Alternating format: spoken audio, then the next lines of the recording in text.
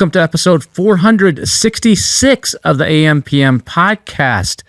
This week, we're talking about something everybody that's selling on Amazon or online needs to pay attention to, and that's retail. If you're not giving it a shot in retail, you should be right now, and maybe you should be doing that before even TikTok Shop or Walmart or expansion to Europe, because it's a huge market in the U.S., and there's people that will help you and guide you and can grease the wheels and even help you with the financing on that side of things. So my guest today is that's exactly what he does. Does this for some of the top Shark Tank brands, does this for other clients, a lot of different Amazon sellers. It's Doug Harding. And so I think you're going to get some good insights in how retail works, what the margins are, what the breakdowns are, what you got to plan for, where you need to be on the type of product, and a whole lot more in this episode. So enjoy this episode with Mr. Doug Harding. Welcome to the AM/PM podcast. Welcome to the AM/PM podcast, where we explore opportunities in e-commerce. We dream big and we discover what's working right now. Plus, this is the podcast where money never sleeps, working around the clock in the AM and the PM. Are you ready for today's episode? I said, are you ready? Let's do this. Here's your host, Kevin King. Kevin King.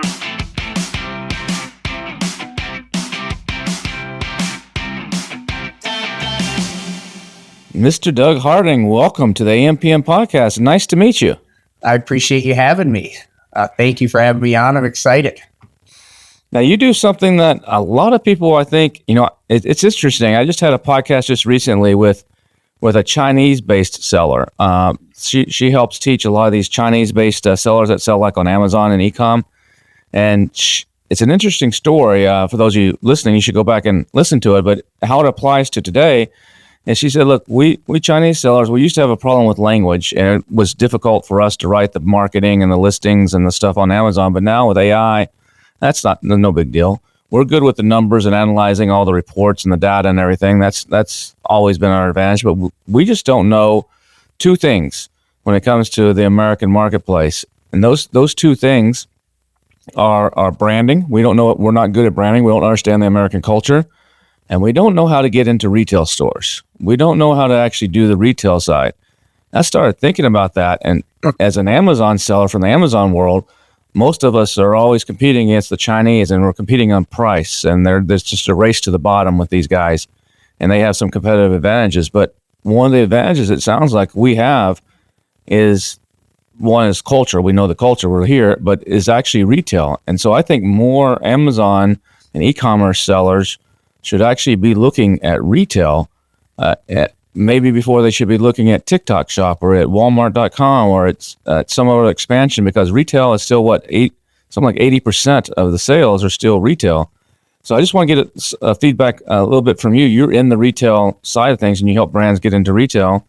What's your take on where retail is at now versus e-commerce? Good question. And specifically with Amazon, if a brand comes to us and says, we're on Amazon, we're successful, the margins are working, we're growing and scaling, now that actually means that you'll be able to bring that success over the retail. A few years ago, when it was a little bit easier on .com, the margins were a little bit better. There wasn't so much expense. You would definitely get a higher profit margin, if you're working on Amazon or any kind of .com business. But now, with how competitive it is, how expensive places Amazon and all the other third-party fulfillment centers are, if you are successful on Amazon, you're going to be successful in the stores if you work with the right groups, right? So it's about placing your product in the right space, where Amazon is more, it's mass marketing, where if you go into retail, you're looking for one or two partners to start with that are going to help you take to the masses. So it's just a little bit different. But if you're successful on Amazon, we say, come on over and, take a look at retail, because that's where the big money is. So success on Amazon, and back, I remember I went to a pet show probably 7 years ago in Vegas with one of my brands that I was selling. And every time I would say I was selling on Amazon, I would talk to some distributors in the pet space, and they're like, go away. Get, it's almost like one of those little crosses. The devil just showed up in front of my booth. Get out of here. We don't deal with any online people. But I think that was because people were doing a lot of price checking, and the original reaction in retail and a lot of distributors was like, no, we're not going to be your showroom. So someone can go just buy it on Amazon. But that seems to have changed in the last few years. Is that true? It has changed. It's actually a litmus test now. Amazon is a big part of having your brand looked at. When it comes to branding, you never know what's going to hit, right? When you go back to your original question, the Chinese have problems with, getting into retail. I think that's universal, but branding, obviously, some of it takes off, some of it doesn't. Getting into retail is more of a process. And if you're able to position your product the appropriate way, you're able to get into retailers. So it went from Amazon was a cheap, website that nobody wanted to be on, full of knockoffs. Now it's a true litmus test. It really is. We had a meeting the other day with Whole Foods. What do you think the first place they look at? Obviously Amazon, because they're a partner. So it has changed, just like the metrics, to where if you're successful on Amazon with, their costs and the fees, eating into your margins, just like it happens in retail. If you're successful on Amazon, you're going to be successful in retail if you work with the right partner. But sometimes that also means changing your packaging. So that's a whole nother conversation that we can have too. And Walmart's doing the same. I mean, Walmart used to be Walmart and Walmart.com were like two separate things, but now the Walmart buyers are looking at Walmart.com success and deciding, do I want to kick someone off the shelf and put you in or not? Which that did not used to be the case.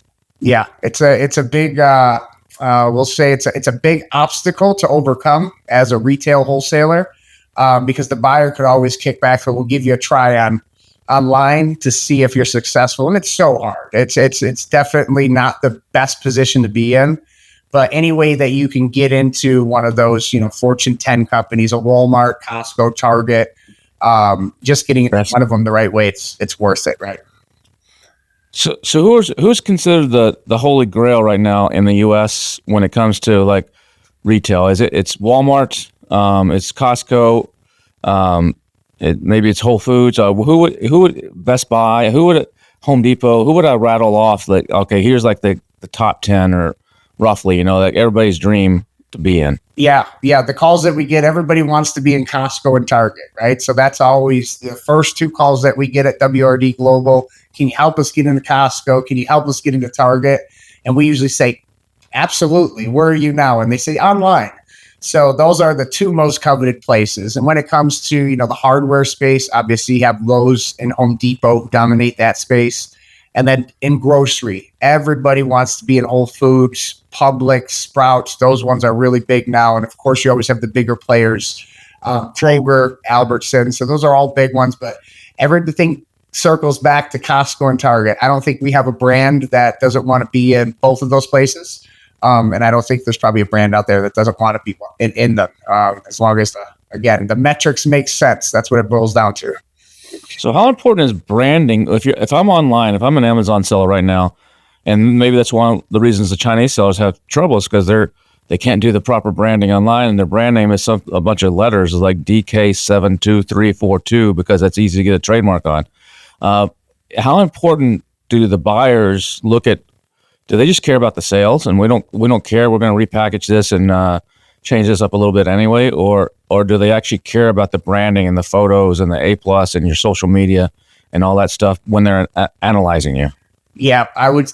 They definitely care. The second place they're going to go to, the first place they're going to go to is Amazon. Usually the buyers are going to go to Amazon. That's going to be the first litmus test. The next thing is, again, just as you mentioned, what's your social outreach? They're going to check you out on Meta, see what you're running on Google. Those are the first three things. And then, of course, where are you? So all of those things, paint the big picture for a buyer. They're going to go back to see where your first review was when you built your Facebook page. They're making decisions that can cost them their positions. And there's so much free data out there, so they're dipping into it. It's Amazon, it's Meta, and you obviously want to have advertising on Google, and have a track record that you're able to show, because without track record, without history, you're a risk, just like anything. Now, there's some people that maybe listen to this that don't sell on Amazon. They only sell on TikTok Shop, or they only sell on Walmart. Is that a disadvantage? Do they like to see that you're diversified across marketplaces, online marketplaces, or they don't really care? Yeah, they definitely like diversification. Obviously, TikTok is new and it's emerging. It's something that the buyers are looking at a lot more recently than Amazon. Amazon's still the litmus test. We don't have a product that's not on Amazon, so I would warn all the brands that it's the number one litmus test out there. Whether you're dealing with Costco, Target, Publix, BJ's, Home Depot, Lowe's, they want to know about your online presence, your Meta, and they're going to look for your Amazon sales. And it's not just your sales. You're going to get they have the rankings, the reviews are important. All those little metrics that some people say don't matter. They matter when it comes to a buyer, because then again, it comes back to them taking a risk. Is the product going to move on the shelf? And more importantly, is this new brand off of Amazon going to be able to support and, take care of our customers the right way? Are there certain categories that are just a little bit easier to get into retail distribution? Like, I don't know, I'm just making supplements are easier than, say, pet products or something like that, or automotive accessories or whatever, a little bit more difficult? Are there a few that are a little bit harder and a few that are a little bit easier? You brought up maybe in the cosmetics world, if there's anything that has to do with supplements, cosmetics, unfortunately, things you put on your face and your body, you can get away with very easily. There's very little regulation. When it comes to supplements, that's one of the hardest things, right? There's all kinds of certifications that you need first to get in. We're not just selling coffee. Every product has its niche. If you have a patent that has to do with gas, there's something that you have to, there's going to be some oversight there. If you have a product that has a certain niche that you put in your mouth, they're going to want to see, case studies nowadays. Sometimes if you change the formulas at all, you have to update everything. It's all CYA business in reality, but supplements are the hardest thing. Putting stuff on your face, that's the easiest. Cosmetics, unfortunately, I hate to say it, you can put poison on your face out there. There's not too many regulations in getting in some of these major retailers. But when it comes to consuming, consuming supplements, we have a few brands. Yeah, that's definitely the hardest path, the longest path. Because without any data, you're not getting in the door, and then they have to try it and like it, and it has to work. So a lot of the stuff that you see on the major retailers, Vitamin Shop, GNC that we work with, there's a lot of due diligence they put behind that. Yeah, I think that might be a surprise to a lot of online sellers, because most of these marketplaces don't have them, or they don't really enforce them to a large degree. The testing and the regulations and stuff that is required to go into retail. Yeah, it's completely different. Amazon, it's still the Wild West, but in retail, if we'll focus on Vitamin Shop at Kroger. Those are two places we're working deals with right now. There's 6 months of back end work. There's certain certifications that retailers need. But the good thing about that is if you pass the test, you know how hard it is to get there. You know how hard it is to be replaced, right? So there's a good and a bad to how long it takes to get there, the due diligence. If you pass it, getting to a company like Kroger is well worth it. And I mean, to get on the shelf, you got to usually take someone else's spot too. So that's once you're on the shelf, your work hasn't stopped, right? That's it. Most people think, you're on the shelf. There's going to be hundreds of people passing by all day. My product's going to move now. It couldn't be more false. We have a whole implementation team that helps with, our products, especially the new ones, getting on the retail shelf. And off the top of my head, if you're not spending 10% of the PO on getting that product pulled off the shelf, you're not going to be there that long. We've had products launch into companies like Sprouts, Target, pulled immediately. We've had companies that we were able to get into regional locations, 3 to 5. They put marketing dollars behind it, made sure you had the right placement. There's all these little small intricacies, end caps, design. We've taken those companies that actually listened and grew and put money behind their programs to 1,900 locations from 5, where people have stepped in and said, I have Lowe's now. I'm in 2,000 locations, and you don't do anything or put any marketing behind it. You get left behind pretty quick, because all the big boys out there, they're marketing every day. They're at eye level. They're at the perfect shelf space. And you're not going to win unless you do what the big boys do. And that's, putting money behind it when you get on the shelves. I know a lot of times they do a test, right? So you go in, it's rare for Walmart to say, hey, put us in 44. We're going to put you in 4,400 stores, unless you're a big brand and you have a track record. But if you're new, they're probably going to test you in a handful or something. And is that still correct for most of the brands? And the second is, when that happens, you know where you're at. And that's what I've heard people say, that, well, if I'm going to be in Tucson in the Walmart on Main Street in Tucson, I'm going to go target everybody on Facebook that lives around that Walmart with some ads for my product to try to influence them going in and pulling the stuff off the shelf, just to kind of hopefully juice the numbers a little bit to make it look like my stuff is flying off better than it might not. But what if without those ads? Is that a strategy that you see a lot of people use? It's an exact strategy. We just want to keep it going too, because the goal is to stay on the shelf, right? Repetitive uses, obviously, the continuous marketing, we call it, there's a push-pull program. Our sales team pushes your product out there. When it gets on the shelf, we need a pull program, right? It's not mandatory, but we highly recommend it. We use our model based off of some other successful ones that we had. Some people say, hey, you have Shark Tank. Once you get on the shelf, everybody pulls your product off the shelf because it's got Kevin O'Leary's face on it. Couldn't be more farther from the truth, right? We just like anything, you have to just put dollars behind it. And it just depends on if you're doing direct target marketing. When you get a shootout, they're called shootout trials. We have one at Lowe's coming up for one of our products. Really neat. Turbo Truster, we're launching in about 200 stores. Trial, we're going to do everything you said that you recommended, but our goal is to do that on a scale of 2,000, and it's just about continuously getting the pull. And when you run through the market, you have to have the next innovation, and that's the next step of retail. So walk me through a lot of people don't understand slotting and positioning on the shelf. And like you said earlier, this one's eye level or they're on end cap. Can you explain to the audience that might not be aware of some of this terminology? What's an end cap? What's slotting? What's some of the little placements that you can do around a store that actually usually cost you some change? Yeah. Good question. First off, with the verbiage, all the retailers kind of use the same but different words. If you're slotting, shelf space, end caps, to reverse engineer that question, the place that you want to be in the store is on an end cap. The end cap is obviously the end of an aisle that's usually attached to some type of display, right? That's the number one spot in the store. The second best spot in the stores right now are in the checkout aisles, because you're going to get guaranteed traffic in the checkout aisles, where if you're in aisle 17, sometimes people don't walk down aisle 17, but everybody has to check out. And then, the third space is, looking for shelf space just directly in your category, whether that's paying some type of slotting fees, giving some kind of discount up front, paying for premium placement, or doing what a lot of great entrepreneurs do. You go after the brand that you're better at and you try to replace them. And if they're at eye level, you take their eye level. Or if you not try to replace them, you offer competition, because if it's a brand that's moving in that store and you offer something similar, odds are they're going to get more customers. They're not going to lose customers to brand A because brand B's there. They're going to gain more customers. And that's what the retailers look for. And then you have the ones where the little hanging things, they hang off a shelf or something. Strip clips. Yeah. What are they called? Yeah, the strip clips.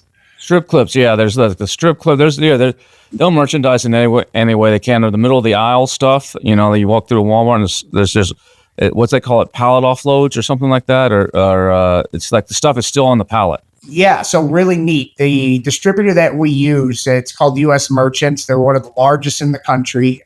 They service Costco, Target, BJ's, Walmart, and Sam's Club for us.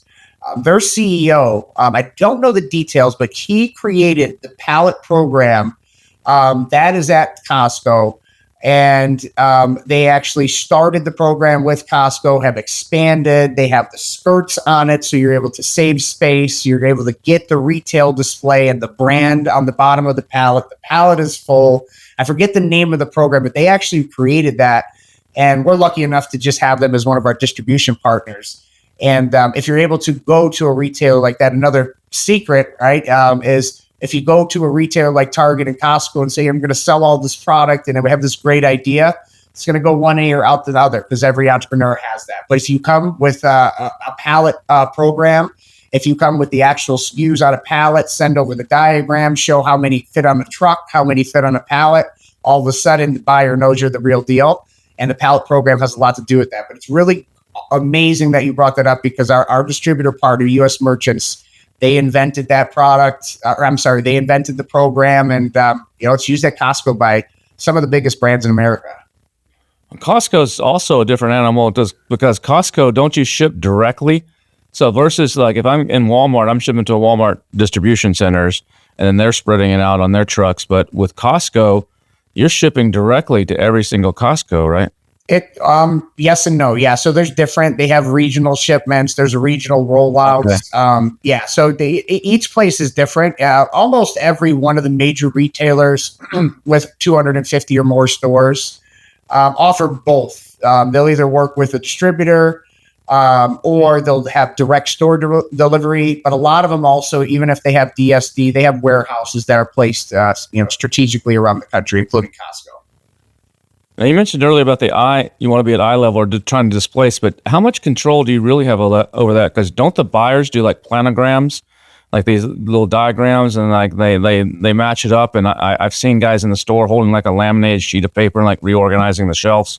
Yeah. What's the science behind that, or the what makes that work? Is that just some buyers random, like I'm going to do this, or is there real data behind it? Okay, we're putting the slow moving stuff on the top, the good stuff in the middle, or what's the reasoning and science behind those things? It's changed. Before, it was like if you bought them a nice lunch, you would get better placement. 10 years ago, it was that. Now AI controls so much of the buyer's decision. They still have the decisions, but they're using, you're able to see at almost any website sales now with the right software. Most of the decisions are being kind of, I would hate to say, made for them, just based on trends that they know that are going to come in. And then also, placements are bought, paid for, I forget, generationally by some of the major brands there. I forget, that's not the right word. So there's no real science to it. It's just, you have to have, every store will have a different pitch for each brand. It sounds silly, but you could be going after your competitor. You could be going to become a partner, next to your competitor. You could be going into a store with a brand new product that nobody's ever heard of. All of that shelf space algorithm stuff is kind of being AI based now. And, if the buyer likes you, you still have a little bit of sway. Online, there's a couple things that don't matter as much as one of them is packaging. A lot of people don't spend much money on their packaging when they're selling online. It's a brown box or it's an ugly little package. I've always been of the opinion that you should actually do nice packaging online because people eat with their eyes first, and it can convey a slight increase in packaging can convey a big increase in justification of price. But a lot of sellers don't understand. You basically get your whole listing onto a package. So when someone picks it up and turns it around in a store, what is it? And then the second is, a lot of these stores, I know like Walmart specifically, they a lot of times, not all the time, but a lot of times they want the SKU to be different. If you're selling some Quest bars and you're selling a box of 6 online, they want a box of 5 in the store. With a different UPC, so there's no price comparison going back, or at least they used to. Maybe that's changed now. What happened? What do you recommend on packaging and on configurations? Do they need to be different than what's online, or you can just run the same stuff? You can, but you'll have a less chance of getting in. You're exactly right. If you have a consumer products food, a consumer products good that's food, we'll say, if you're going to be in Publix, Amazon, and Costco, you're probably going to have 3 different packaging, 3 different price points, and 3 different serving offerings. You might have a 16K cup, a 9K cup, and a 12K cup.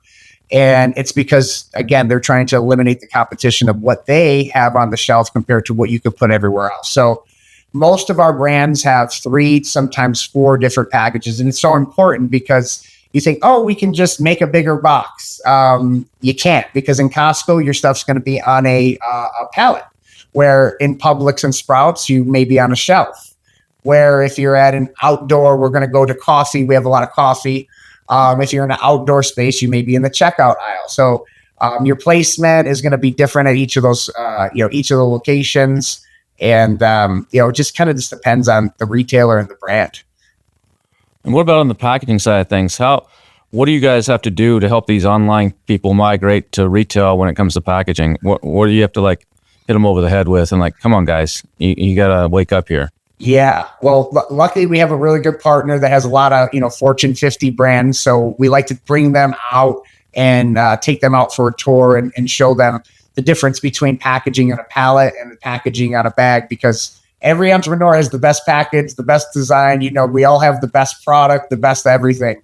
But the best thing to do is give it to someone who specializes in pallet packaging. And we help with that by, sending you to the right distributor who obviously we're partners with, but they're going to make the packaging different already. As soon as we bring a SKU in, we're ready for clubs, we're ready for retail, and we're ready for Amazon and .com business. It's kind of something we do from the gate because we know where we're going. But most brands, if you want to be in retail and online, you're going to run with 3 different packages and just take advice from people who've done it before, right? It's not my field, but we have a bunch of smart people and a bunch of companies we could send to that this is what they do. And it's just best to take their advice, take your brand and your idea and let the professionals just run with it. Because there's a whole science behind that too. I know there some people have been a little gun shy to go to retail because they're like, well, I don't have any control. On Amazon, I know if I ship in 1,000 units, I can sit there and see and track it, and I can see that okay, it's got checked in, or this truck load's got checked in, and I know it's available basically to the whole world.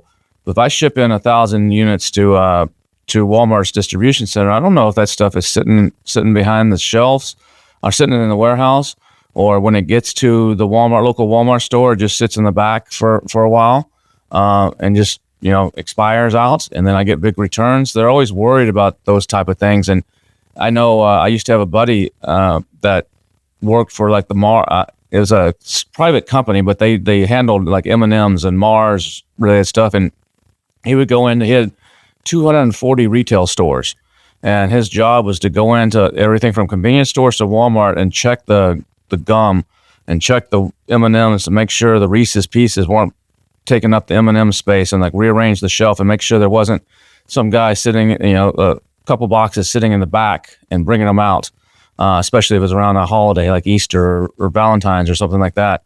So can you tell me a little bit about that side of the business of where, and I know like Mr. Beast just recently, he launched Feastables. And he says he likes to, every time he's in LA or somewhere traveling, he likes to stop at as many Walmarts as he can to go in there and just see how his Beastables are on the shelf. And sometimes he'll sit there and rearrange them on the shelf because they're a mess or whatever from the marketing side of things. So talk to me a little bit about that aspect of the business. So let's see. Up Cup Coffee is one of our brands, the mushroom coffee in a K-Cup. I walked into one of our stores 2 weeks ago. It was a disaster. I ended up texting everyone on our team, you need to go to Sprouts and check the displays at all the stores. And honestly, half of them were really just in shambles. They weren't in the right place. So the control on that, it's different per store. We don't have to do that for all of them, but most of the places like Costco, Target, even Sprouts, we're there, or our trucks are delivering there every day, or some of these brands have their own merchandisers, just like you mentioned, that go there. Difference between now and 5, 10, 15 years ago, losing track of your inventory. Now it's a lot crisp and it's a lot cleaner now. And we actually run that. When we run into a Costco or Target, all these stores that I keep mentioning, we take care of the inventory. When it leaves the dock, it's our responsibility. So if it ends up in the back room, it's our responsibility. But we have EDI connections to all these places that make it easier. Things still get lost. People still take snacks home. We just shipped out 3,000 ovens, and 5% of them are damaged, after they left. So you have to deal with all those things that happen. But nowadays, with all the electronic, the back end, it's a lot. It's as crisp as it is online. And I would say it's better because when you move 1,000 units this way, it's on a truck. When you move 1,000 units online, it's 1,000 different, or 500 different addresses. So this is actually a little bit cleaner, easier, and softer on the brand's pocketbook when it comes to administrative duties. But the brands also get charged a lot of, I call them BS fees. As I sell calendars into a calendar club, which is they have all the kiosks and stuff in the malls every year, and I have a co-op fee, a 3% advertising co-op fee I got paid them. If I put the label 1 millimeter in the wrong spot from the right corner, there's another fee. If I if I'm late by a day, there's another fee. If I don't enter the tracking number from the trucking line, there's another fee. If I don't make an appointment at the right time, there's another fee. They nickel and dime you to get together on fees, to get to death on fees. And then when the calendars are in the stores up until Christmas, I'm getting my normal wholesale price. And then after Christmas, when they mark them down to 50% off, they only pay me 50. It's a shared markdown. I only get 50% of my wholesale price. And then when they go to 75%, I only get 75%. And then at the end of the year, when they're done or they close up the kiosks, whatever's left over, they don't send them back to me. In the old days, they would do cover tears and stuff and send you back the covers. But now they just say, hey, we didn't sell 217 of them. We're not paying you for them. And they keep them. And what they end up doing is they still sell them. But they just put them in a bargain bin and they sell them and they don't pay you for them. And this is truth. This is not something like this is the way it works. So what are some of those things that people need to be aware of in that regard if they're going to go into retail? It's crazy that what you're saying is true, and it is true. We're entering our 13th year doing this. The first 5 years, I have no idea what I was doing. Let's just put it that way. And you just give the stuff away because you think that's protocol, right? The way to protect that is just kind of having the knowledge, right? Knowledge, knowing how the system works. I don't think in the past 6-7 years, we've never donated any product that was left, but it's all about, from the initial PO to the invoice, everything that happens in between is tracked. It's taken care of by either our company or one of our distribution partners. And when you partner with us as a brand, you get to actually pass that liability off to us. That if you have as an individual brand, number one, it's just there's so many things that can go wrong from, as you said, if the bill of lading is upside down, if it's on the right side instead of left, if the boxes are stacked incorrectly, you get fined and chipped away. It's kind of like the medical field, right? They don't pay, and then the brand dies, or the big conglomerate comes in and buys the brand, and then what happens is they have control. And we're lucky enough to have the partners that have control on that end. Yeah, logistically, it's a nightmare because they do technically nickel and dime you. The things you can do to protect yourself is you go with, somebody that is a large, well-known distributor, and not do it yourself, because nobody knows how to do every single part of that logistics game. But with us signing up with WRD Global, if there's something wrong with Target, it's going to fall back on us. Obviously, if fines happen, they still do fall back on the brand, but we take a lot for the team. We have long-term relationships. Most of the mistakes are ours anyways, or our distribution partners, because they still happen. But compared to doing it individually, it's almost impossible to make a profit on your first run. So just signing up with a distributor, making sure that you put a professional in the way. It's kind of like doing your taxes too. They watch, so you got to watch back. So in your case, you said you guys handle all this. Do you have a big warehouse there in Tucson? Or do you have partnerships or warehouses all over the country, and then all your brands are shipping in there, and then y'all are basically distributing them back out? Or how's that process work? Exactly like that. So we have a partnership here with a local company in Tucson. They're actually a local nonprofit. It's called Beacon Group. They do some of our direct-to-consumer business. Then we have our big partnership with U.S. Merchants, who has 36 facilities all over the country. They're also in Canada. They do most of our distribution. Then we have a couple of the small distributors around the country. So we handle it all, from a logistics standpoint to which distributors you're going to use, because some distributors, you can't get into certain retailers with. Some just have contracts with, specific ones. And that's kind of where most of it's going. Every place is being owned by the 5, 10, 15 conglomerates. Same thing in distribution. Same people that are getting the stuff to the store nowadays are owning them, like Amazon and Whole Foods. And you're going to see a lot of that, like Walmart and Walmart, Target, Target.com, or, .coms. Ulta's changing their model, throwing themselves inside of Target and still having their own individual model. There's all these different models But in the end, they're kind of owned by the same 10, 15 groups. If you take a look at it. So it's pretty interesting. Pretty interesting.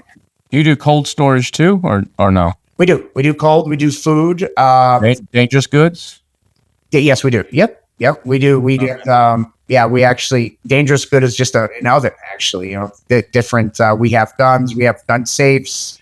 We work with like sanitizers or pesticides or stuff like that are flammable. All kinds of cleaning. Yes. Yeah. All kinds of cleaning fluids. Yeah. Yep. That's the angle. It's a whole different angle on our household supplies. So yeah, all kinds of hazardous shipping, all that stuff is taken care of by, our major distributors. And we made the mistakes early and found the right partners. Now you mentioned earlier EDI. Can you, I think that might have glossed over some people that are listening. They're like, EDI, what's that? Can you explain what EDI is and the process of getting set up for that and stuff, and why it's important? Yeah. Well, most of the places are not done on paper anymore, but you get an account, like Publix, your invoicing, your logistics plan, the planogram from your meeting right on down to the deductions. Everything is done electronically. So if you have a small brand, you're going to have to be set up with, several softwares, several different softwares, because each of the companies use different ones. So if you're not set up with the software, number one, it's not easy to do. If you don't know how to work with it, like softwares at ACE, it's almost impossible. There's, decades of, I think, learning that goes into some of these softwares. But with us, just because we have the relationships with the distributors and the retailers, they take care of all the billing. When you sign up with us and you're able to get in, we've taken care of everything already, including being able to set it up to where direct deposits go directly to your bank. And you're paid most of the time on time. They still pay late, but they're a little more friendly to companies that do bigger business. And so EDI, all electronic payments. That's the big thing. If you don't have EDI, it's going to be really tough to get into any major retailer. And you're going to usually have like 3 or 4 different softwares. I'll share some names of ones that you can use on your you use and tell your audience some of the most famous ones or some of the most common use. That'd be great. Are there fees to use the EDI, or is it like a monthly subscription I got to subscribe to, or it's just a software that I just buy one time, or does every single retailer have their own system I got to log in, tie into? There's a few that dominate. SPS Commerce is that's one of them. They have 5 or 6 major retailers that we work with. We have actually 5 different softwares. That Costco, Target, Publix, Sprouts. I'm reading it right now. Some of them, I think all of them are used by at least 2 or 3. So there's some dominant ones. And as far as the subscription, the payments on things like that, they're pretty nominal. Not going to break the bank. A couple bucks a month. There's no fees. It's not like paying a credit card. It's just, they're all set up. Everything goes through one back-end system, whether it's payments, logistics, deductions, or, stuff that we'll say gets left as samples, right? So let's talk about the money side of things. Like you just said, most of them pay on time, especially if you're a big boy. Mm-hmm. I sometimes get paid on time on some of mine. Sometimes it's like they pay you whenever the goddamn wherever they please. And I got one right now. That's a month and a half late.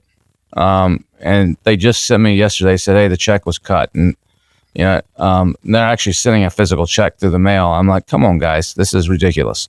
The contract clearly says this, and I have no recourse other than to sit and wait. So, but a lot of people, I think they're afraid when they get into retail, they're like, how am I going to finance this? If I go in, I can finance a test. I'm good for that.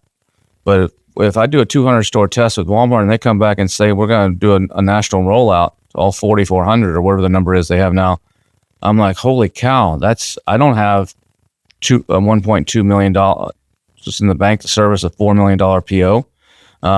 What do I do? Do I go call my rich uncle? I know there's companies like factoring companies and stuff that will take that on and basically finance it for you for a 3 to 7% fee usually. But what are some of the options? And maybe explain what factoring companies are too, or when you get into this, if you don't have the cash flow up front, you're new. How do you handle this? and wait forever to get paid. And they might place another order in between. You got to pay your factory, deposit or something while this current stuff's on the shelf selling like hotcakes. But that doesn't matter if they sell it on a week. They ain't paying you for 60 to 90 days unless you have some sort of like 210 net 30 or something that motivates them and they decide to do it. Yep. And they want to order more coffee while they're behind on payments. You can't pay the roaster because they won't pay, but they want more, right? Yeah. So how does a seller navigate that, or what do you do? It's a nightmare. It's a nightmare, and it happens with successful products. So that's the worst part because you're running out of inventory, right? And we have a ton of options. Usually when it hits, though, it hits fast, and you always have 60, 90, 120-day lag where you're just like, we just went from 600 stores to 6,000. And you just have to go. You could obviously get, short-term loans, right? Which we recommend against because we want brand owners to keep their 100% of their brand if possible. Just getting an investor. We obviously have access to investors, just basic private equity capital investors, but most people use factoring, like you said, 3 to 7%. It's about 3 to 5 with us. Most of them are just depending on the dollar amounts and intricacies. We pay 3 to 5% of the PO to the place that factor. So if we get a PO from Sprouts for $1 million, you need $500,000. We cover it. We charge you 5 points. We take it out when Sprouts cuts you the check. And that's really just that's basically a 20% annualized interest rate or more. Yeah. So if I got a credit card if I had good credit, and I'm a small guy just getting going, and I got good credit, I might want to get one of those 0% interest credit cards for 18 months that has a 50 or 100,000, one of these Amexes that has a huge balance, a huge available balance, and leverage a bunch of those together. So you got to get creative. That's what you're saying. You got to get creative. That's another part. If you're in there for 2 years, SBA loans, negotiating terms on where you're getting your products from, right? I mean, that's the goal. Your goal is to pay people on net 90, collect on net 60, but usually it happens the other way around. And so you just run into a jam. The best thing is, factoring. If you're working with us, we're going to get ahead of it. The third way to stop that is just planning, not going for the big jump. We're rolling out ACE. We're rolling out 8, 12, 32, 4. We're going to get to 5,000, but it's a healthy rollout. It's an expensive product. It costs the brand owner, it's a $500, retail oven.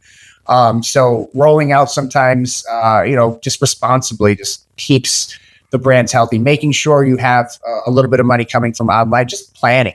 But, plans don't always work. We have the resources, with WRD Global to just get, if you get a $10 million PO and it's for one of the major retailers, we can get you the money. That's cool. That's really good to know. Yeah. So this oven that's going out, are you allowed to talk about this? This is a Shark Tank one, right? Are you? Yeah. Yeah. So walk me through this product lifestyle. So some guys invented this oven and went on Shark Tank. Kevin O'Leary invested, and then they sold it D2C for a while. And then what happened? Walk me through the whole process. Yeah, exactly what you said. They went on Shark Tank 2018. They won Shark Tank. O'Leary's one of the investors. They ended up coming as a lead from one of my Amazon partners who sends us leads that want to get people into retail. Sent Bertello over as a lead. They were looking for someone just focused on retail. The Shark Tank team has a lot of value, but they just needed someone that could, focus on big box hardware. They ended up referring them over to me. We're ended up able to help them, and we're launching into, as I said, ACE. We have some other big ones that are moving. It's a rotating pizza oven. It's a patented product. We actually developed it from its original 12-inch platform to a 16-inch dual fuel rotating pizza oven that's going to pretty much push everybody out of the way. And we made that product successful. And Mr. O'Leary and their team has, continued to send us a few other products. So a lot of them are ACE, Home Depot, Lowe's, True Value. I think there's something that just happened with them. A lot of products in the outdoor space that we get sent over. But yeah, the Bertello pizza oven, we're cooking lunch for the ACE staff in a few hours here. I think I actually have one of those ovens sitting on my in my garage. I moved.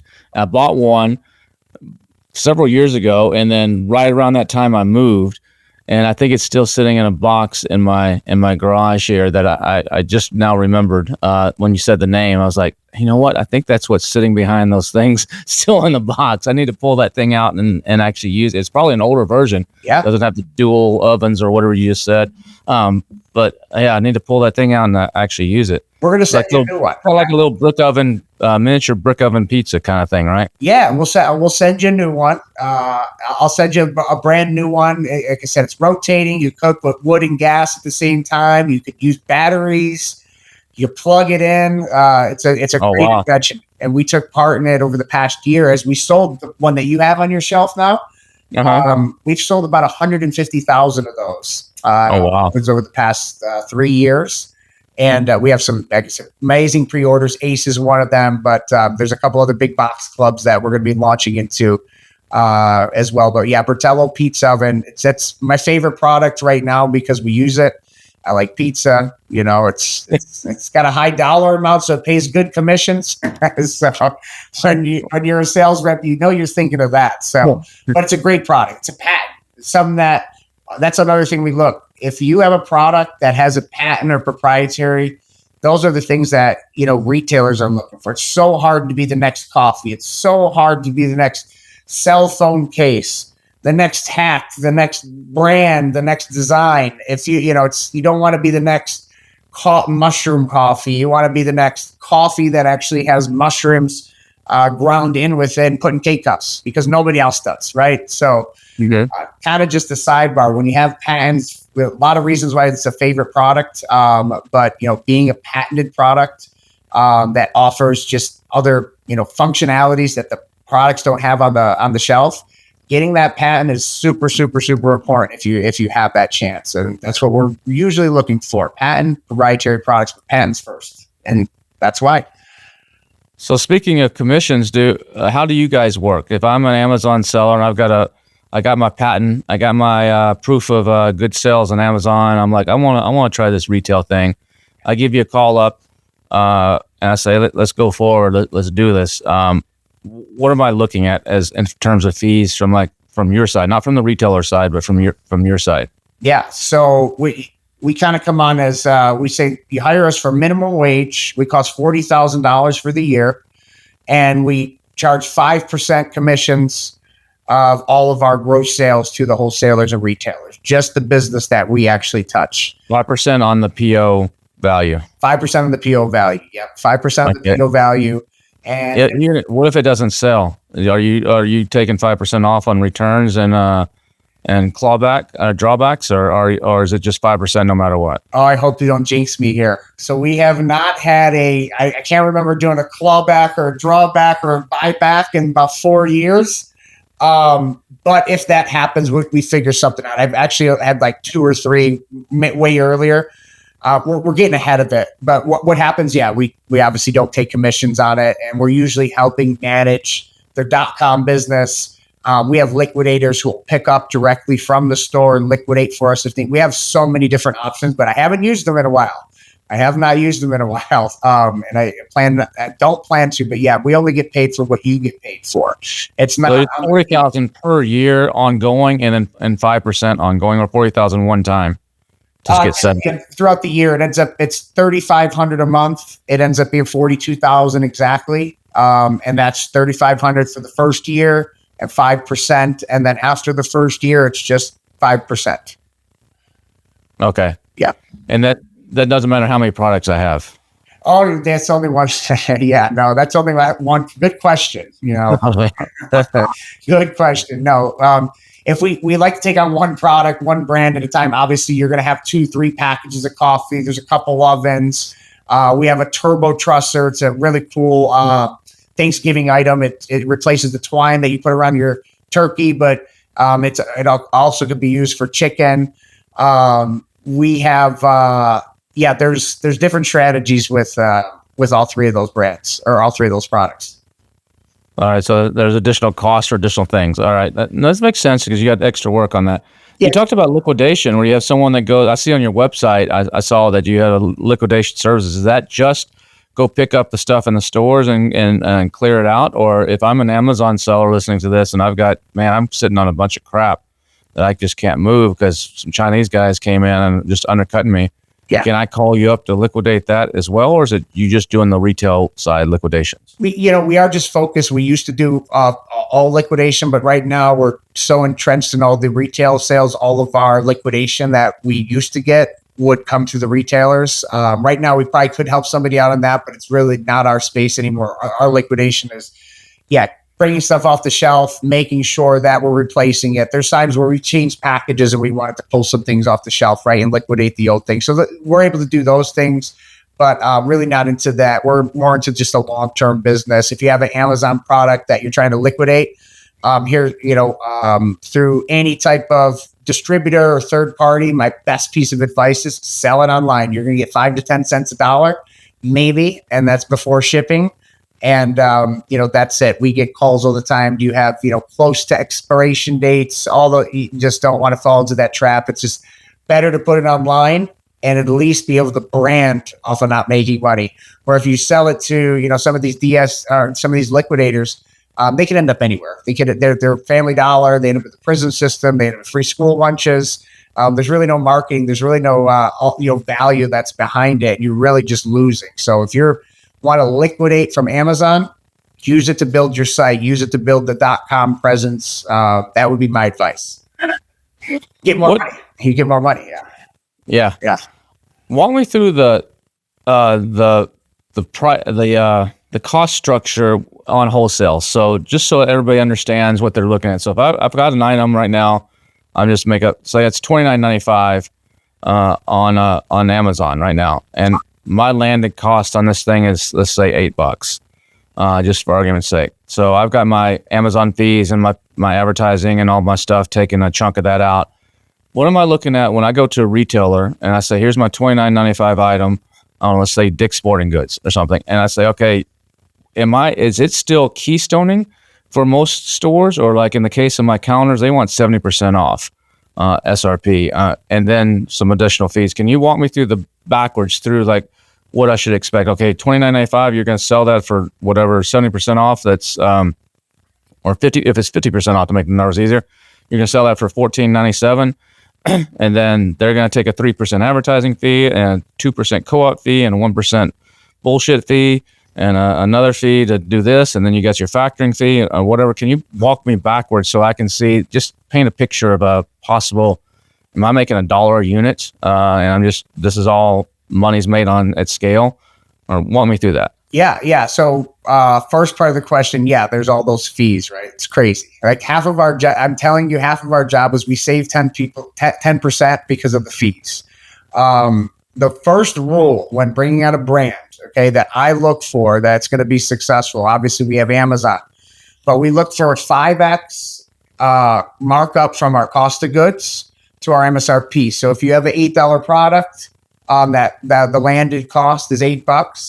$29.95 is too small to do. Yeah, it would be. It's a tough product, right? We'd like to be over 4. Over 4X is our deal. Now we're looking to 5. Now the other thing to factor into that is when you work with a company like ours, and you're going to scale, and your cost of goods is going to go down. So we look at a 5X, and that's the first rule. Well, do we have basically at $29.95? I need to figure out, can I get this to 6 by scaling? And maybe my first order is at 8 because it's a smaller order, but I know, okay, I'm going to take a hit on this first order, maybe break even or even lose a little money, but just get my foot in the door, and then I know at scale I can get this to 6. Something like that could work. You're 100% right. And we're not going to do a deal unless another rule is unless the brand wants us to do this. If you are not going to have a 25% margin after all the bells and whistles, fees, paying us, paying the distributor, shipping, everything, we're not going to even present the deal to you. So we're going to make sure. Now, some of our brands make way more than 25% margin. And we have one brand that actually they're just building their brand and they're okay with not making that margin and being in a lot of stores right now. And they have a different story. But 5X COGS the MSRP, right? That's, the biggest rule. We're going to do a deal that you're going to have a 25% margin on, right? At the bare minimum, we're going to try to get you the most, right? And, the third thing is, just making sure that we get ahead of all of the discounts and promotions and the dollar amounts that we have to factor in to make sure that you have a net profit. If you're looking at a 5X, just going 6 to 30, you're looking at about $9 would be a good take home on that $6, $8.50 to $9, and that's what you're looking at. Most of our brands fall in between 30 and 45% net margin, and the retailers, depending on them, they're between 30 and 60% net margin, just depending on the category, the space, if it's outdoor, food, if it's club. Everybody's different. There's different algorithms. But from a brand perspective, you can do whatever you want, but we want you to make 25 to as much as possible. And the retailers, they're going to want 30 to 70, just depending on the product itself. And then what number do I need to put in? You said earlier, I think you should be spending 10%. Was that of your gross or of your, if I got $9 margin, I'm netting $15, I think is what you just said on a $30 item. Am I paying, it's 10%, it's $1.50 a unit I need to assign to advertising, or $3 a unit? It would be on your wholesale price. Yeah, it'd be on the wholesale price. Okay. Yeah, so that's going to come out on my 25%, or the 25% is already margin that you're shooting for has already got that baked in. The 25% is already caked in. So $6 is a really good, it's a really good number for, like, with coffee, right? So if we have a $6 or $7 cost on coffee, they're going to take home $10, $11 after it's all said and done. That's after the 10% on marketing. So what you want to factor in is we have our 5%. You want to put 10% into, a pull program, and then it's going to cost you 10 to 15% on distribution, depending on how many products, truckload, pallet, weight, distance. So again, we're going to always go back to the same metric. We're going to make sure you make at least 25% margin or not do it, unless you tell us otherwise, unless you want to get in the store. And at the beginning, you might only make a 5 to 10% margin, just as you said, just to get your foot in the door. So in that example, I'm just doing the math in my head. Just correct me if I'm wrong here, making sure I understand it. I just want to paint the clear picture. Yep. So if my landed cost is $6, I'm going to sell it for $29.95. Out of that $6, 10% of it I need to assign to some sort of advertising or support or social media or whatever, promotional support. 5% is going to go to you, so 30 cents is going to go to you on every single unit. 60 cents is going to go to advertising. Okay. 15 to 20% is going to go to the distributor, so they're going to take a buck and a half roughly of that. So now I'm at $2.40 or so roughly, and then I've got some other costs, maybe some insurance, some other stuff in there.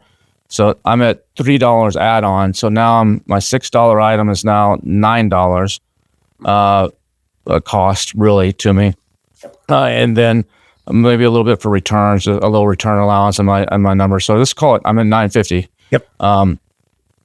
Then depending on the store, they're going to buy that between 30 and 70% off. So they're going to buy that at $29.95 coffee. 70% off of that would be, they're buying it. Well, 70% off I can't do because they're buying it below my cost. Because 70% would be $8, $9 would be so I'm making no money. Yeah. So if they're at a Keystone at 50%, I'm making then $5, $6 a unit.